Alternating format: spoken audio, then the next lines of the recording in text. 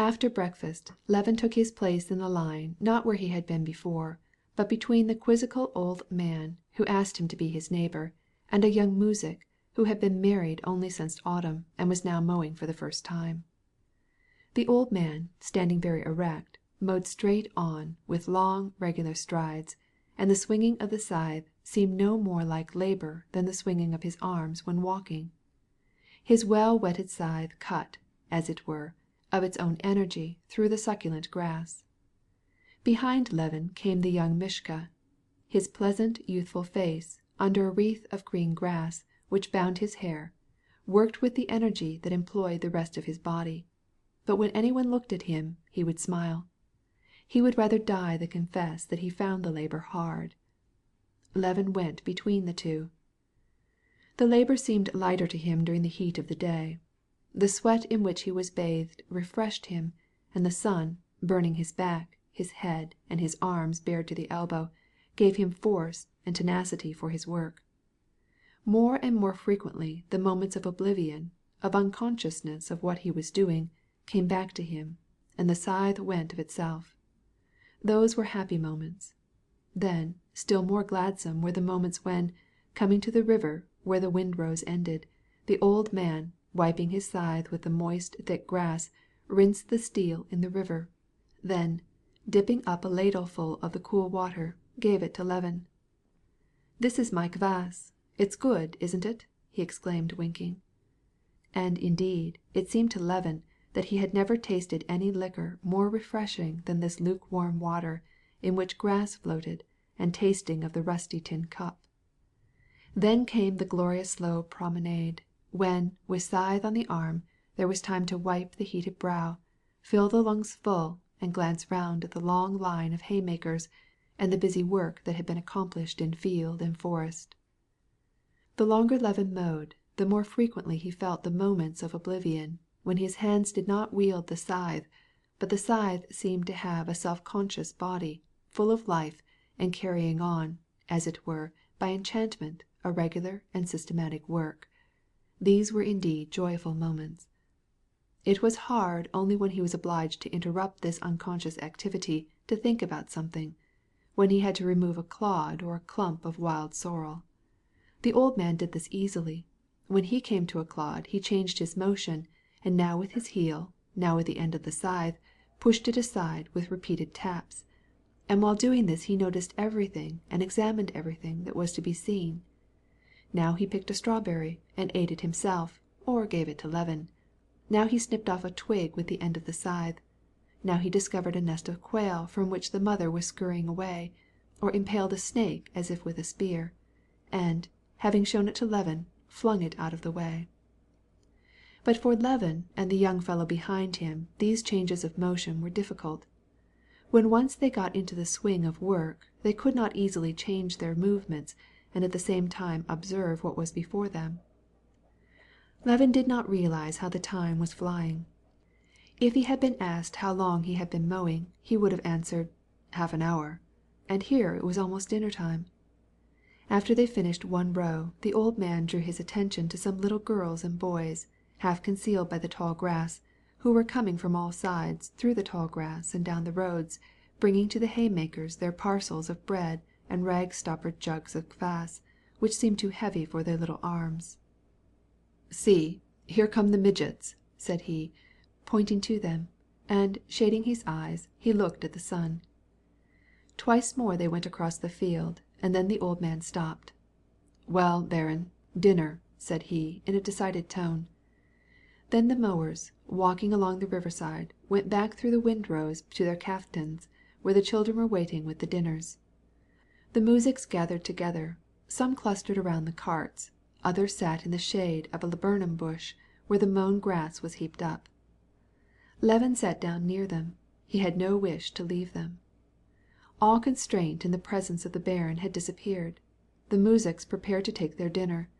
Some washed themselves. The children went in swimming in the river. Others found places to nap in, or undid their bags of bread and uncorked their jugs of kvass. The old man crumbled his bread into his cup, mashed it with the shank of his spoon, poured water on it from his tin basin, and turning to the east, he said his prayer. Here now, baron, try my breadcrumbs," said he, kneeling down before his cup. Levin found the soaked bread so palatable that he decided not to go home to dinner. He dined with the old man, and talked with him about his domestic affairs, in which he took a lively interest, and in his turn told the old man about such of his plans and projects as would interest him. He felt far nearer to him than to his brother, and he could not help smiling at the affection which he felt for this simple-hearted man. When the old man got up from his dinner, offered another prayer, and arranged a pillow of fresh mown grass, and composed himself for a nap, Levin did the same, and, in spite of the stubborn, sticky flies and insects tickling his heated face and body, he immediately went off to sleep, and did not wake until the sun came out on the other side of the laburnum bush and began to shine in his face. The starek had been long awake, and was sitting up cutting the children's hair. Levin looked around him, and did not know where he was. Everything seemed so changed. The vast level of the mown field with its windrows of already fragrant hay was lighted and glorified in a new fashion by the oblique rays of the afternoon sun. The trimmed bushes down by the river, and the river itself, before invisible but now shining like steel with its windings, and the busy peasantry, and the high wall of grass where the meadow was not yet mowed, and the young vultures flying high above the bare field, all this was absolutely new to him.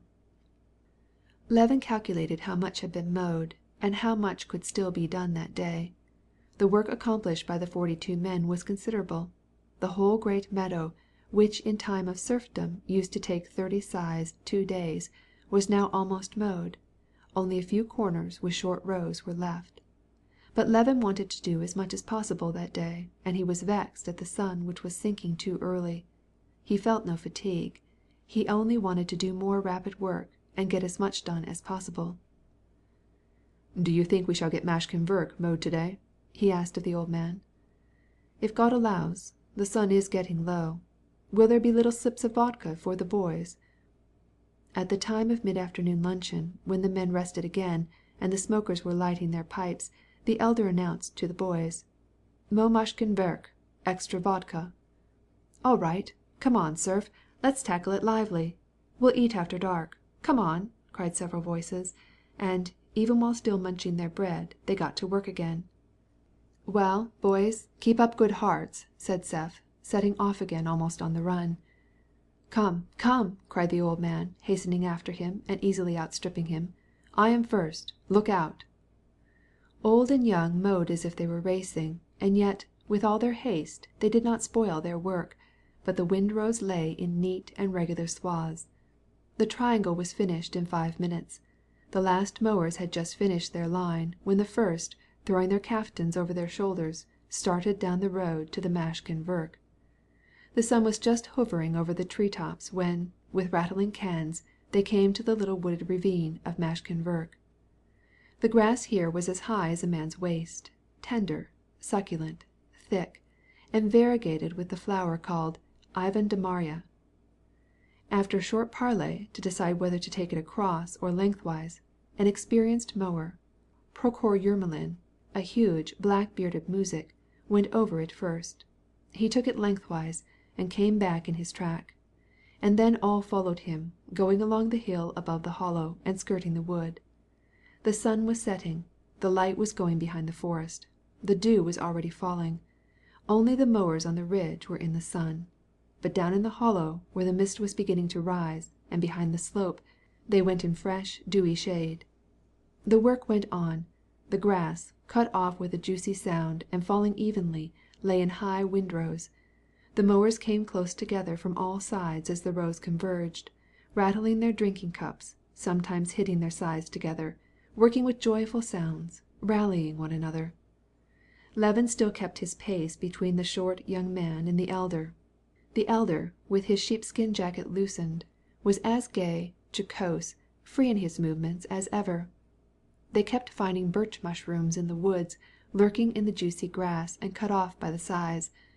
But the elder bent down whenever he saw one, and, picking it up, put it in his breast. "Still another present for my old woman," he would say. Easy as it was to mow the tender and soft grass, it was hard to climb and descend the steep sides of the ravine. But the elder did not let this appear. Always lightly swinging his scythe, he climbed with short, firm steps, and his feet shod in heavy lapti or bast shoes. Though he trembled with his whole body, and his drawers were slipping down below his shirt, he let nothing escape him, not an herb or a mushroom, and he never ceased to joke with Levin and the muzhiks. Levin went behind him, and more than once felt that he would surely drop, trying to climb, scythe in hand, this steep hillside, where even uncumbered it would be hard to go. But he persevered all the same, and did what was required. He felt as if some interior force sustained him. The men had mowed the Mashkin Verk. They had finished the last rows, and had taken their kaftans, and were gaily going home. Levin mounted his horse and regretfully took leave of his companions. On the hilltop he turned round to take a last look, but the evening's mist, rising from the bottoms, hid them from sight. But he could hear their loud, happy voices and laughter, and the sound of their clinging sighs. Sergey Ivanovitch had long finished dinner, and sitting in his room was taking iced lemonade, and reading the papers and reviews which had just come from the post, when Levin, with his disordered hair matted down on his brow with perspiration, and with his back and chest black and wet, came into the room and joined him, full of lively talk. "Well, we mowed the whole meadow. Ah, how good! How delightful! And how has the day passed with you?" he asked, completely forgetting the unpleasant conversation of the evening before.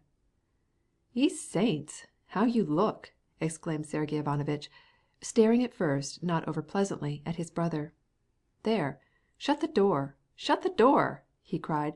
"You've certainly let in more than a dozen."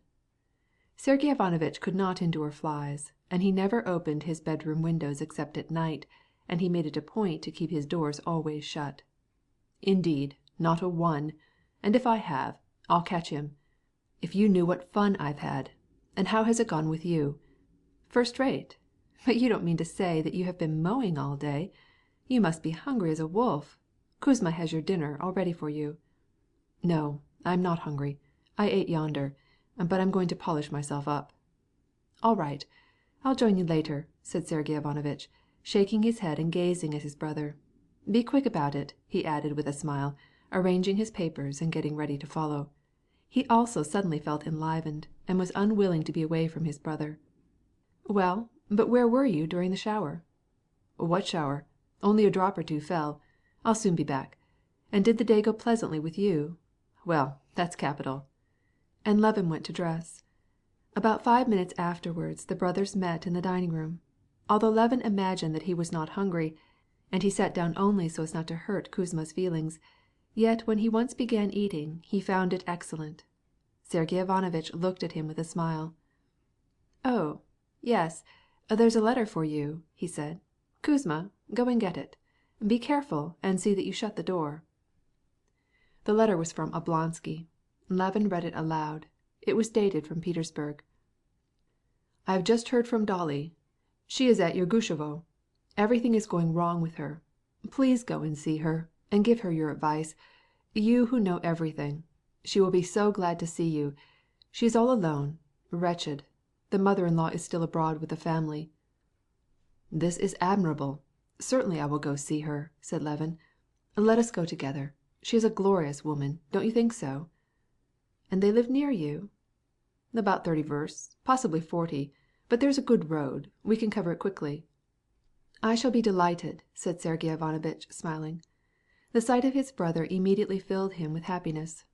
"Well there, what an appetite you have!" he added, looking at his tanned, sunburned, glowing face and neck as he bent over his plate. "Excellent. You can't imagine how useful this regime is against whims. I'm going to enrich medicine with a new term, Arbeitskur, labor cure." "Well, you don't seem to need it much, it seems to me." "Yes, it is a sovereign specific against nervous troubles." "It must be looked into. I was coming to see you mow, but the heat was so insupportable that I did not go farther than the wood. I rested a while, and then I went to the village. I met your nurse there, and sounded her as to what the muzhiks thought about you. As I understand it, they don't approve of you. She said, 'Not gentleman's work.' I think that, as a general thing, The peasantry form very definite ideas about what is becoming for the gentry to do, and they don't like to have them go outside of certain fixed limits." "Maybe, but you see that I have never enjoyed anything more in all my life, and I do not do anybody any harm, do I?" asked Levin. "And suppose it doesn't please them, what is to be done? Whose business is it?" "Well, I see you are well satisfied with your day," replied Sergey Ivanovitch. "Very well satisfied. We mowed the whole meadow, and I made such friends with an old man, the elder. You can't imagine how he pleased me." "Well, you are satisfied with your day. So am I with mine. In the first place, I solved 2 chess problems, and one was a beauty. It opened with a pawn. I'll show it to you. And then, I thought of our last evening's discussion." "What, our last evening's discussion?" said Levin, half closing his eyes and drawing a long breath with a sensation of comfort after his dinner, and really unable to recollect the subject of their discussion. "I came to the conclusion that you are partly in the right. The discrepancy in our views lies in the fact that you assume personal interest as the motive power of our actions, while I claim that every man who has reached a certain stage of intellectual development must have for his motive the public interest. But you are probably right in saying that materially interested activity would be more to be desired. Your nature is, as the French say, premier sautier. You want strong, energetic activity, or nothing." Levin listened to his brother, but he did not understand him at all, and did not try to understand. His only fear was that his brother would ask him some question, by which it would become evident that he was not listening. "How is this, my dear boy?" asked Sergey Ivanovitch, touching him on the shoulder. "Yes, of course, but then I don't set much store on my own opinions," replied Levin, smiling like a guilty child. His thought was, "What was our discussion about? Of course, I am right, and he is right, and all is charming, but I must go to the office and give my orders." He rose, stretching himself and smiling. Sergey Ivanovitch also smiled. "If you want to go out, let's go together," he said, not wanting to be away from his brother, from whom emanated such a spirit of freshness and good cheer. "If you must go to the office, I'll go with you." "Oh, ye saints!" exclaimed Levin, so loud that Sergey Ivanovitch was startled. "What's the matter?" "Agafya Mikhailovna's hand," said Levin, striking his forehead. "I had forgotten all about her." "She is much better." "Well, I must go to her, all the same. I'll be back before you get on your hat." And he started downstairs on the run, his heels clattering on the steps. At the time Stepan Arkadyevitch was off to Petersburg to fulfill the most natural of obligations, without which the service could not exist, unquestioned by all functionaries, however unimportant for non-functionaries, that of reporting to the ministry, and, while fulfilling this obligation, being well supplied with money, was enjoying himself at the races and his friends' dachas. Dolly, with the children, was on her way to the country, in order to reduce the expenses as much as possible. She was going to their country place, at Irgushovo, an estate which had been part of her dowry. It was where the wood had been sold in the spring, and was situated about 50 versts from Levin's Pokrovsky. The large old mansion at Irgushovo had long been demolished, and the prince had contented himself with enlarging and repairing one of the wings. 20 years before, when Dolly was a little girl, this wing was spacious and comfortable, though, in the manner of all wings, it stood sidewise as regarded the avenue and the south. But now this wing was old and out of repair. When Stepan Arkadyevitch went down in the spring to sell the wood, Dolly asked him to look over the house and have done to it whatever was necessary. Stepan Arkadyevitch, like all guilty husbands, being deeply concerned for his wife's comfort, inspected the house and made arrangements to have everything done that, in his opinion, was necessary. In his opinion it was necessary to have the furniture covered with cretonne, to hang curtains, to clear up the garden, to plant flowers, and to build a bridge across the pond. But he had overlooked many more essential matters, the lack of which afterwards caused Darya Alexandrovna great annoyance. Although Stepan strove to be a solicitous husband and father, he never could realize that he had a wife and children. His tastes remained those of a bachelor, and to them he conformed. When he got back to Moscow he proudly assured his wife that everything was in prime order, and the house would be perfection, and he advised her strongly to go there immediately. To Stepan Arkadyevitch his wife's departure to the country was delightful in many ways. It would be healthy for the children, expenses would be lessened, and he would be freer. Darya Alexandrovna, on her part, felt that a summer in the country was indispensable for the children, and especially for the youngest little girl, who gained very slowly after the scarlatina. Moreover, she would be freed from petty humiliations, from little duns of the butcher, the fish dealer, and the baker, which troubled her. And above all the departure was very pleasant to her for the especial reason that the happy thought had occurred to her to invite her sister Kitty, who was coming home from abroad about the middle of the summer and had been advised to take some cold baths. Kitty wrote her from the spa that nothing would delight her so much as to spend the rest of the summer with her at Yergushovo, that place that was so full of happy childhood memories for both of them. The first part of the time country life was very hard for Dolly. She had lived there when she was a child, and it had left the impression that it was a refuge from all the trials of the city, and if it was not very elegant, and Dolly was willing to put up with that, at least it would be comfortable and inexpensive, and the children would be happy. But now, when she came there as mistress of the house, she found that things were not at all as she had expected. On the morning after their arrival it began to rain in torrents, and by night the water was leaking in the corridor and the nursery, so that the little beds had to be brought down into the parlor. It was impossible to find a cook. Among the 9 cows in the barn, according to the dairywoman's report, some were going to calve, some had their first calf, still others were too old, and the rest had trouble with their udders, consequently they could not have butter or even milk for the children. Not an egg was to be had. It was impossible to find a hen. They had for roasting and broiling only tough old purple roosters. No women were to be found to do the washing. All were at work on the potatoes. They could not go driving because one of the horses was restive and pulled at the pole. There was no chance for bathing because the bank of the river had been trodden into a quagmire by the cattle and was visible from the road. They could not even go out walking because the cattle had got into the garden through the tumble-down fences, and there was a terrible bull which bellowed, and therefore, of course, tossed people with his horns. In the house there was no clothes-press. The closet doors either would not shut or flew open when anyone passed. In the kitchen there were no pots or kettles. In the laundry there were no tubs, or even any scrubbing boards for the domestics. At first, therefore, finding herself plunged into what seemed to her such terrible straits, instead of the rest and peace which she expected, Darya Alexandrovna was in despair.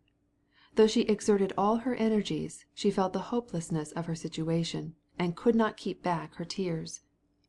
The steward, who had been formerly a Wachtmeister or quartermaster in the army, and on account of his good looks and fine presence had been promoted by Stepan Arkadyevitch from his place as Swiss, showed no sympathy with Darya Alexandrovna's tribulations, but simply said in his respectful way, "Nothing can be done, such a beastly peasantry," and would not raise his hand to help.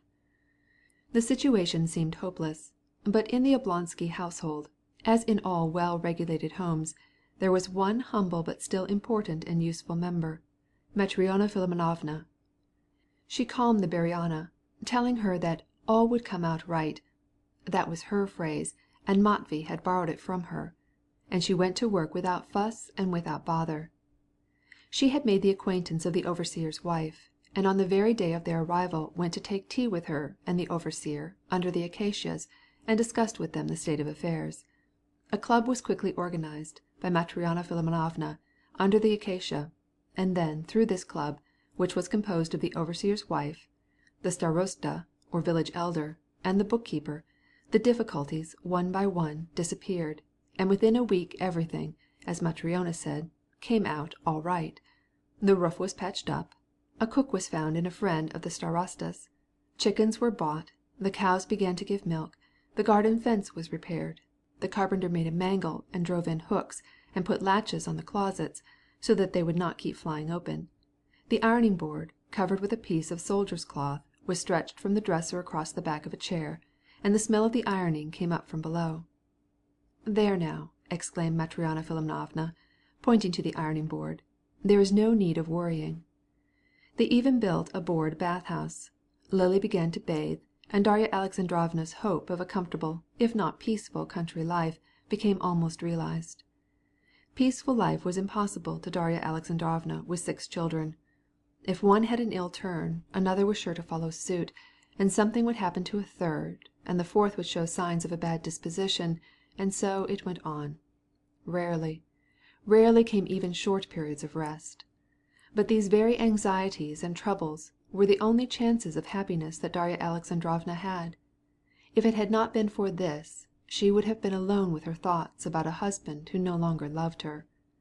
But however cruel were the anxieties caused by the fear of illness, by the illnesses themselves, and by the grief a mother feels at the sight of evil tendencies in her children, these same children repaid her for her sorrows by their pleasures and enjoyments.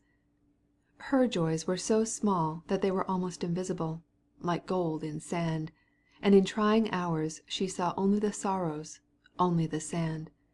But there were also happy moments when she saw only the joys, only the gold. Now in the quiet of the country she became more and more conscious of her joys.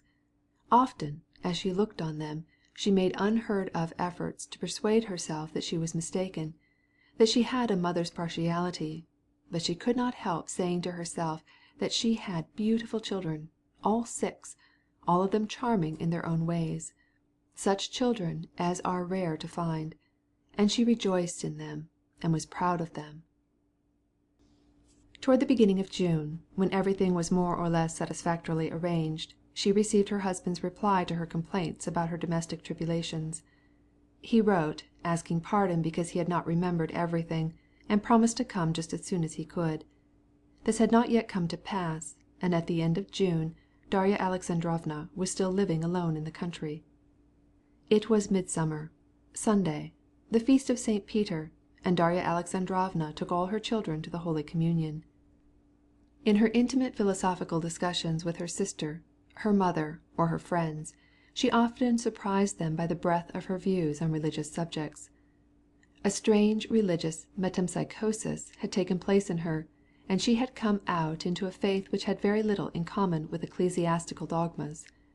But in her family, not merely for the sake of example, but in answer to the requirements of her own soul, she conformed strictly to all the obligations of the Church, and now she was blaming herself because her children had not been to communion since the beginning of the year, and, with the full approbation and sympathy of Matryona Philimonovna, she resolved to accomplish this duty. For several days beforehand she had been occupied in arranging what the children should wear, and now their dresses were arranged, all clean and in order, flutings and flouncings were added, new buttons were put on, and ribbons were gathered in knots. Only Tanya's frock, which had been entrusted to the English governess to alter, caused Dolly great vexation. The English governess, in making the changes, put the seams in the wrong place, cut the sleeves too short, and spoiled the whole garment. It fitted so badly about the shoulders that it was painful to look at her. But it occurred to Matryona Philimonovna to piece out the waist and to make a cape. The damage was repaired, but they almost had a quarrel with the English governess. By morning all was in readiness, and about 10 o'clock, the hour they had asked the father to give them for the communion, the children, in their best clothes and radiant with joy, were gathered on the steps before the calash waiting for their mother. Thanks to Matryona Philimonovna's watchful care, the overseer's brewory had harnessed to the calash in place of the restive voron, and Darya Alexandrovna, who had taken considerable pains with her toilet, appeared in a white muslin gown and took her seat in the vehicle. Darya Alexandrovna had arranged her hair and dressed herself with care and with emotion. In former times she had liked to dress so well as to render herself handsome and attractive. But as she became older she lost her taste for adornment, and she saw how her beauty had faded. But now she once more found satisfaction and a certain emotion in being attractively arrayed. She did not now dress for her own sake, or to enhance her beauty, but so that, as mother of these lovely children, she might not spoil the general impression. And as she cast a final glance at the mirror, she was satisfied with herself. She was beautiful, not beautiful in the same way as at one time she liked to be at the ball, but beautiful for the purpose for which she now had in mind.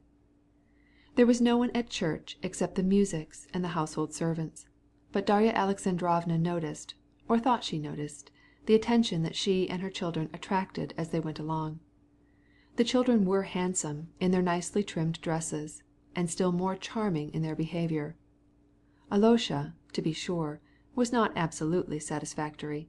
He kept turning round and trying to look at the tails of his little coat, but nevertheless he was wonderfully pretty. Tanya behaved like a grown-up lady and looked after the younger ones, but Lily, the smallest, was fascinating in her naive wonder at everything she saw, and it was not hard to smile when, after she had received the communion, she cried out in English, "Please, some more." After they got home, the children felt the consciousness that something solemn had taken place, and were very quiet. All went well in the house till at lunch Grisha began to whistle, and, what was worse than all, refused to obey the English governess, and he was sent away without any tart.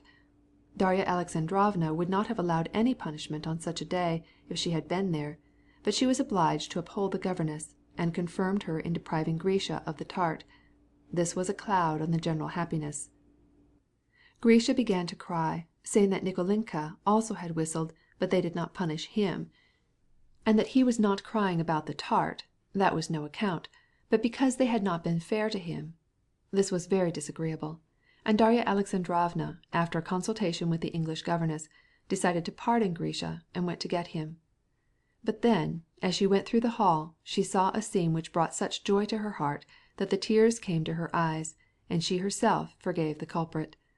The little fellow was sitting in the drawing-room by the bay window. Near him stood Tanya with a plate. Under the pretext of wanting some dessert for her dolls, she had asked the English governess to let her take her portion of the pie to the nursery, but instead of this, she had taken it to her brother.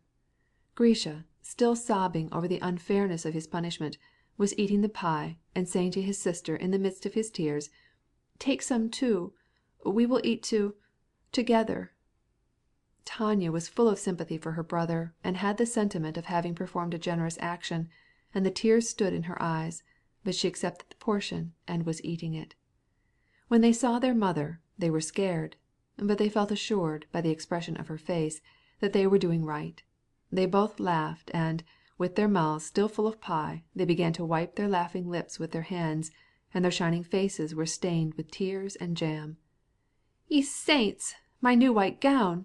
Tanya! Grisha!" exclaimed the mother, endeavoring to save her gown, but at the same time smiling at them with a happy, beatific smile. Afterwards the new frocks were taken off, and the girls put on their old blouses, and the boys their old jackets, and the lineika, or two-seated dotsky, was brought out, and again, to the overseer's annoyance, Bruroi was at the pole, so that they might go out after mushrooms and to have a bath.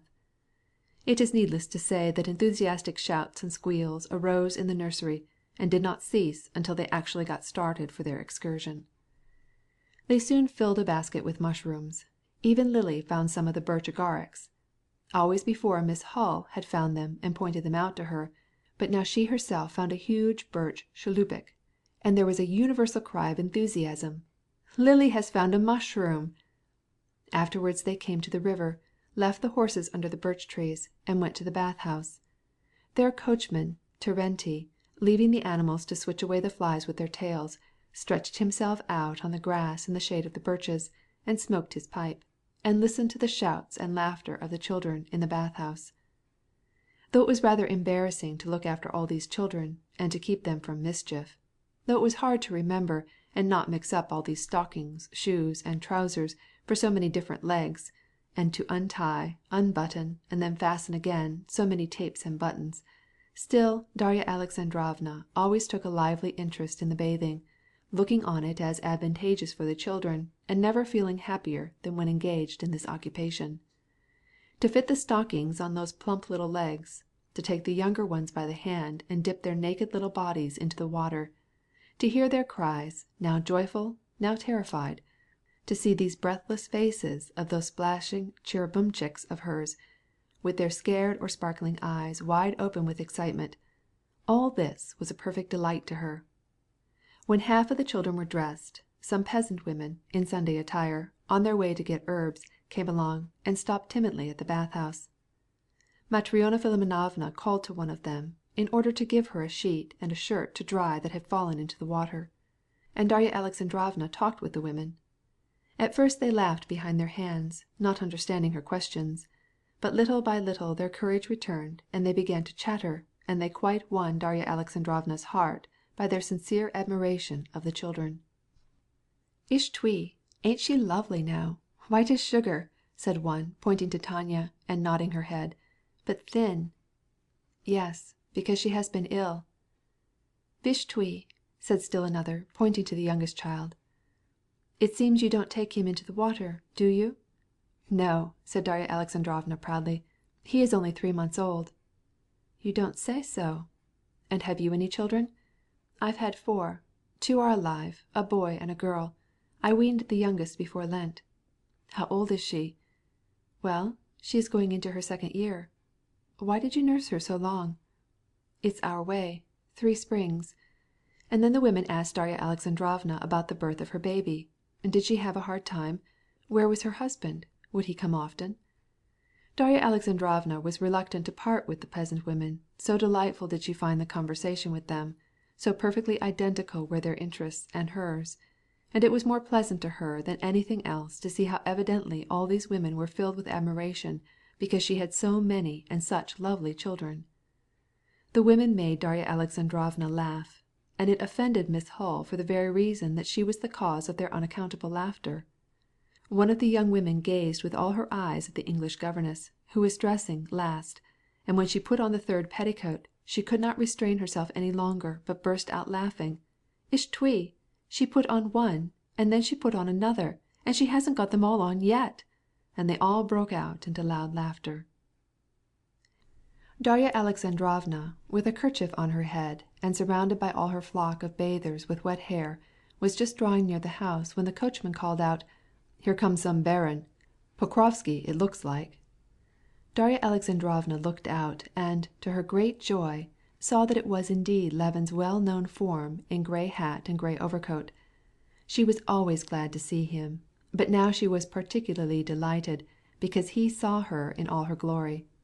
No one could appreciate her splendor better than Levin. When he caught sight of her, it seemed to him that he saw one of his visions of family life. "You are like a brooding hen, Darya Alexandrovna." "Oh, how glad I am!" she said, offering him her hand. "Glad? But you did not let me know. My brother is staying with me. I had a little note from Stiva, telling me that you were here." "From Stiva?" repeated Dolly, astonished. "Yes. He wrote me that you had come into the country, and thought that you would allow me to be of some use to you," said Levin, and even while speaking he became confused, and breaking off suddenly, walked in silence by the Lenika, pulling off and biting linden twigs as he went. It had occurred to him that Darya Alexandrovna would doubtless find it painful to have a neighbor offer her the assistance which her husband should have given. In fact, Darya Alexandrovna was displeased at the way in which Stepan Arkadyevitch had thrust his domestic difficulties upon a stranger. She immediately perceived that Levin felt this, and she felt grateful to him for his tact and delicacy.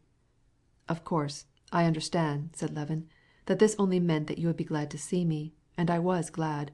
Of course, I imagine that you, a city housekeeper, find it uncivilized here, and, if I can be of the least use to you, I am wholly at your service."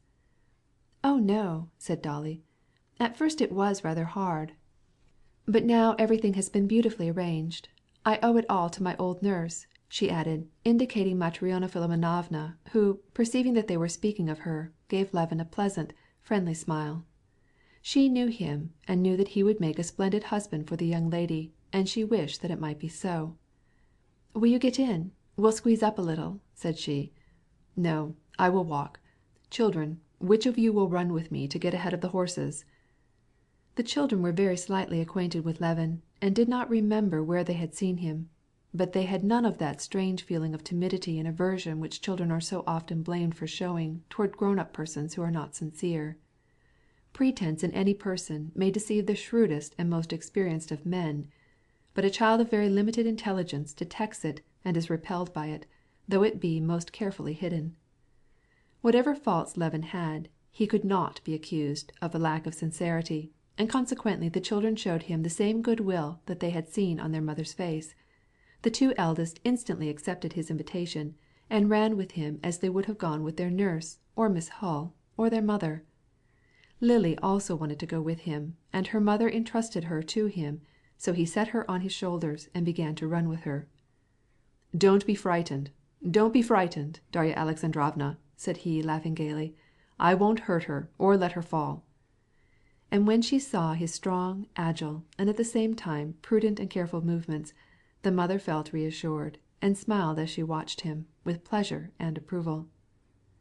There in the country, with the children and with Darya Alexandrovna, whom he liked, Levin entered that boyhood, happy frame of mind which was not unusual with him, and which Darya Alexandrovna especially admired in him. He played with the children, and taught them gymnastic exercises. He jested with Miss Hull in his broken English, and he told Darya Alexandrovna of his undertakings in the country. After dinner, Darya Alexandrovna, sitting alone with him on the balcony, began to speak of Kitty. "Did you know? Kitty is coming here to spend the summer with me." "Indeed," replied Levin, confused, and instantly, in order to change the subject, he added, "Then I shall send you 2 cows, shall I? And if you insist on paying, and have no scruples, then you may give me 5 rubles a month." "No, thank you. We shall get along." "Well, then I am going to look at your cows, and, with your permission, I will give directions about feeding them. Everything depends on that." And Levin, in order to turn the conversation, explained to Darya Alexandrovna the whole theory of the proper management of cows, which was based on the idea that a cow is only a machine for the conversion of fodder into milk, and so on. He talked on this subject, and yet he was passionately anxious to hear the news about Kitty, but he was also afraid to hear it. It was terrible to him to think that his peace of mind, so painfully won, might be destroyed. "Yes, but in order to do all this, there must be some one to superintend it, and who is there?" asked Darya Alexandrovna, not quite convinced. Now that she carried on her domestic affairs so satisfactorily, through Matriona Philimonovna, she had no desire to make any changes. Moreover, she had no faith in Levin's knowledge about rustic management. His reasonings about a cow being merely a machine to produce milk were suspicious. It seemed to her that such theories would throw housekeeping into disorder. It even seemed to her that it was all far simpler, that it was sufficient, to do as Matriona Philimonovna did, to give Petrushka and Bielopaka more fodder and drink, and to prevent the cook from carrying dishwater from the kitchen to the cow. That was clear. But the theories about meal and grass for fodder were not clear, but dubious, and the principal point was that she wanted to talk about Kitty. "Kitty writes me that she is longing for solitude and repose," began Dolly, after a moment's silence. "Is her health better?" asked Levin, with emotion. "Thank the Lord, she is entirely well. I never believed that she had any lung trouble." "Oh, I am very glad," said Levin, and Dolly thought that, as he said it, and then looked at her in silence, his face had a pathetic, helpless expression. "Tell me, Konstantin Dmitrich," said Darya Alexandrovna, with a friendly, and at the same time a rather mischievous smile, "why are you angry with Kitty?" "I am not angry with her," said Levin. "Yes, you are. Why didn't you come to see any of us the last time you were in Moscow?"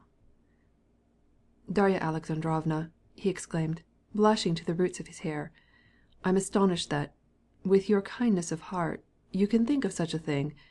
How can you not pity me when you know—" "What do I know?" "You know that I offered myself and was rejected." And as he said this, all the tenderness that he had felt for Kitty a moment before changed in his heart into a sense of anger at the memory of this injury. "How could you suppose that I knew?" "Because everybody knows it." "That is where you are mistaken.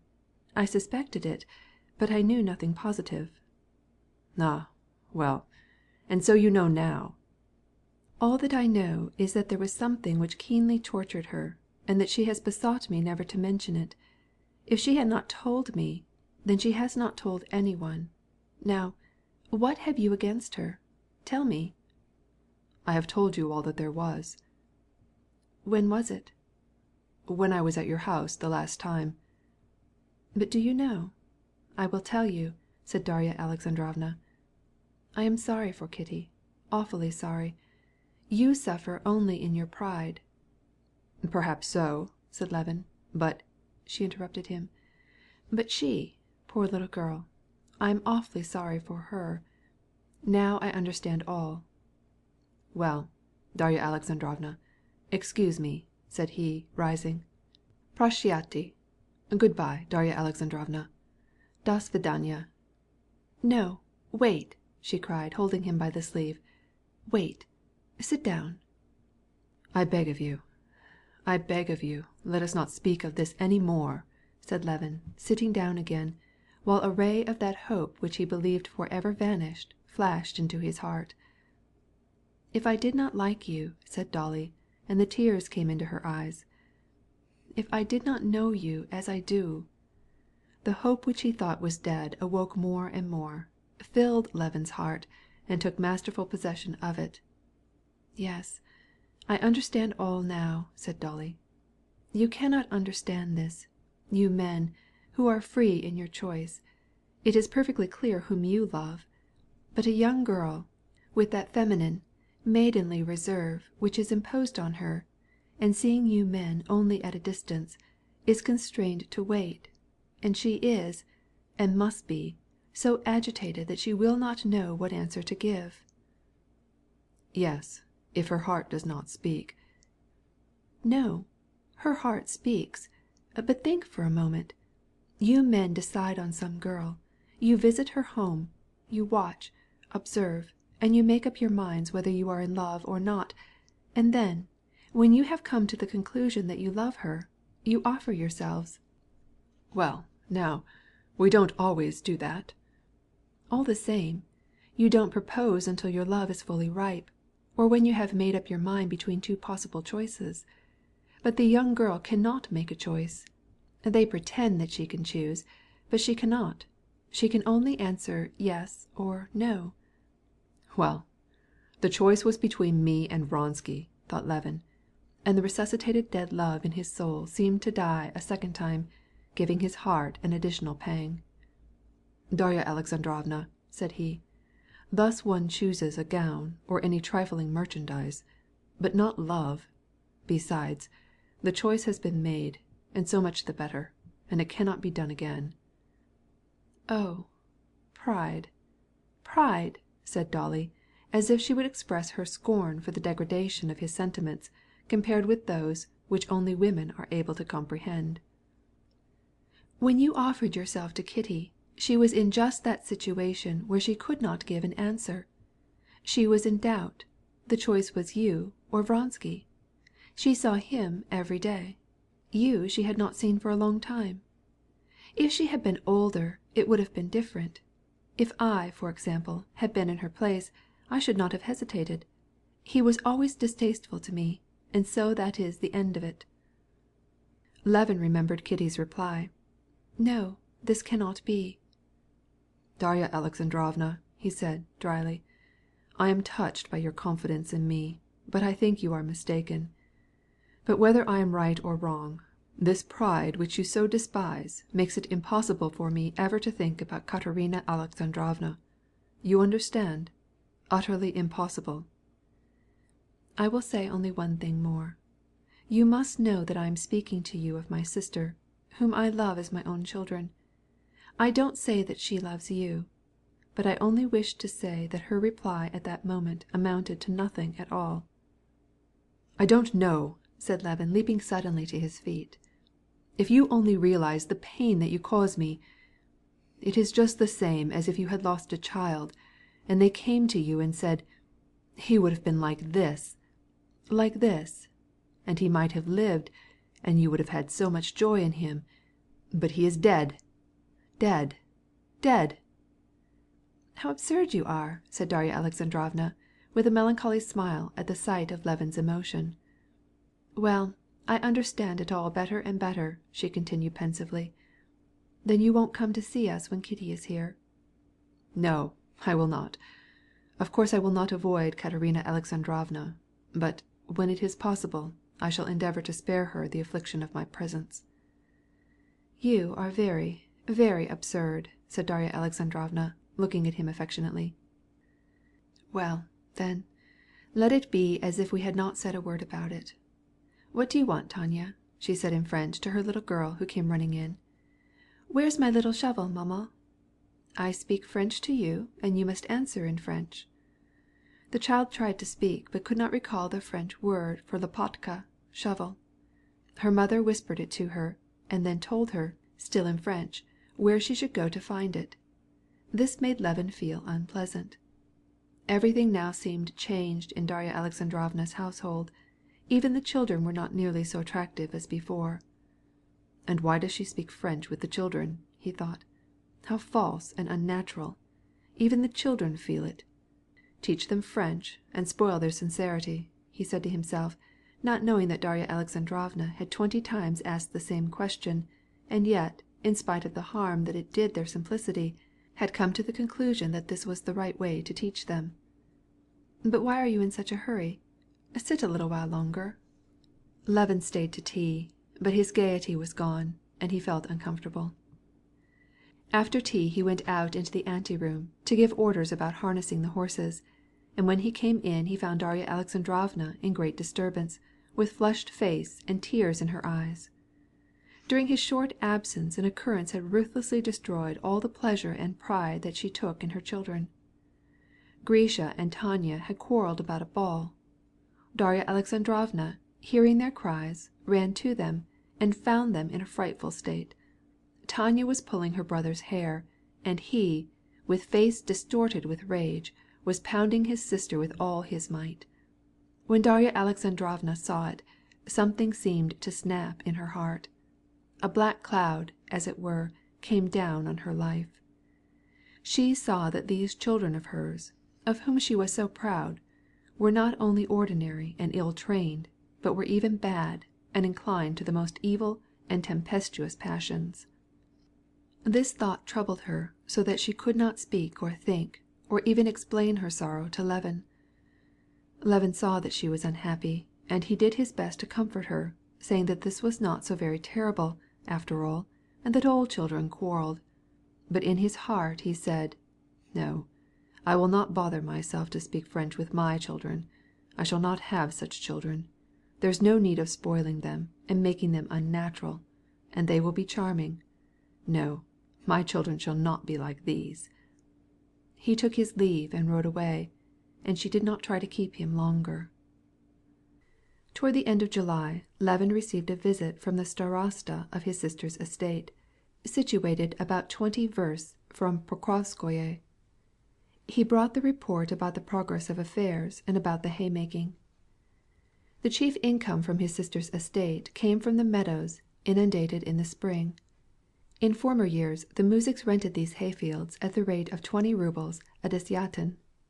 But when Levin undertook the management of this estate, and examined the hay crops, he came to the conclusion that the rent was too low, and he raised it to the rate of 25 rubles a desyatin. The muzhiks refused to pay this, and as Levin suspected, drove away other lessees. Then Levin himself went there, and arranged to have the meadows mowed partly by day laborers, partly on shares. His muzhiks were greatly discontented with this new plan, and did their best to thwart it, but it was attended with success, and even the very first year the yield from the meadows was nearly doubled. The opposition of the peasantry continued through the second and third summers, and the haymaking was conducted on the same conditions. But this year they had mowed the meadows on thirds, and now the starosta had come to announce that the work was done, and that he, fearing it was going to rain, had summoned the bookkeeper and made the division in his presence, and turned over the 18 hayricks which were the proprietor's share. By the unsatisfactory answer to his question, how much hay had been secured from the largest meadow, by the starosta's haste in making the division without orders, by the man's whole manner, Levin was induced to think there was something crooked in the division of the hay, and he concluded that it would be wise to go and look into it. Levin reached the estate just at dinner time, and leaving his horse at the house of his old friend, the husband of his brother's former nurse, he went to find the old man at the apiary, hoping to obtain from him some light on the question of the hay crop. The loquacious, beautiful-looking old man, whose name was Parmenuich, was delighted to see Levin, showed him all about his husbandry, and told him all the particulars about his bees, and how they swarmed this year. But when Levin asked him about the hay, he gave vague and unsatisfactory answers. This still more confirmed Levin in his suspicions. He went to the meadows and, on examination of the hayricks, found that they could not contain 50 loads each, as the muzhiks said. So, in order to give the peasants a lesson, he had one of the carts which they had used as a measure to be brought, and ordered all the hay from one of the ricks to be carried into the shed. The hayrick was found to contain only 32 loads. Notwithstanding the starosta's protestations that the hay was measured right, and that it must have got pressed down in the cart, notwithstanding the fact that he called God to witness that it was all done in the most godly manner, Levin insisted on it that, as the division had been made without his orders, he would not accept the hayricks as equivalent to 50 loads each. After long parleys, it was decided that the muzhiks should take 11 of these hayricks for their share, but that the masters should be measured over again. The colloquy about the division of the hayricks lasted until the mid-afternoon luncheon hour. When the last of the hay had been divided, Levin, confiding the care of the work to the bookkeeper, sat down on one of the hayricks which was marked by a laburnum stake, and enjoyed the spectacle of the meadows alive with the busy peasantry. Before him, at the bend of the river beyond the marsh, he saw the peasant women in a variegated line, and heard their ringing voices as they gossiped together, while raking into long brown ramparts the hay scattered over the bright green aftermath. Behind the women came the men with pitchforks, turning the windrows into wide, high-swelling hayricks. Toward the left across the meadow, already cleared of the hay, came the creaking telyagas, or peasant carts, and one by one, as the hayricks were lifted on the point of monstrous forks, disappeared, and their places were taken by the horse wagons filled to overflowing with the fragrant hay, which almost hid the rumps of the horses. "A splendid hay weather. It will soon all be in," said Parmenuich, as he sat down near Levin. "Tea, not hay. It scatters like seed for the ducks when they pitch it up." Then, pointing to a hayrick which the men were demolishing, the old man went on, "Since dinner, pitched up a good half of it. Is that the last?" he shouted to a young fellow, who, standing at the pole of a cart and shaking the ends of his hempen reins, was driving by. "The last, batyushka," shouted back the young fellow, pulling in his horse. Then he looked down with a smile on a happy-looking, rosy-faced woman who was sitting on the hay in the telyaga, and whipped up his steed again. "Who is that? Your son?" asked Levin. "My youngest," said the elder, with an expression of pride. "What a fine fellow!" "Not bad." "Married yet?" "Yes, 3 years come next Filippovak." "So! And are there children?" "How? Children? For a whole year I haven't heard anything about it, and it's a shame," said the old man. "Well, this is hay. Just tea," he repeated, wishing to change the subject. Levin looked with interest at Vanka Parmenov and his wife. They were loading on a hayrick near by. Ivan Parmenov was standing on the wagon, arranging, storing, and pressing down the fragrant hay which the handsome goodwife handed up to him in great loads, first in armfuls, then with the fork. The young woman worked gaily, industriously, and skillfully. First she arranged it with her fork, then with elastic and agile motions she exerted all her strength upon it, and, stooping over, she lifted up the great armful, and, standing straight, with full bosom under the white chemise, gathered with a red girdle, she piled it high upon the load. Ivan, working as rapidly as he could, so as to relieve her of every moment of extra work, stretched out his arms wide, and caught up the load which she extended, and trampled it down into the wagon. Then, raking up what was left, the woman shook off the hay that had got into her neck, and, tying a red handkerchief around her broad white brow, she crept under the cart to fasten down the load. Vanka showed her how the ropes should be tied, and at some remark that she made burst into a roar of laughter. In the expression on the faces of both of them could be seen strong young love, recently awakened.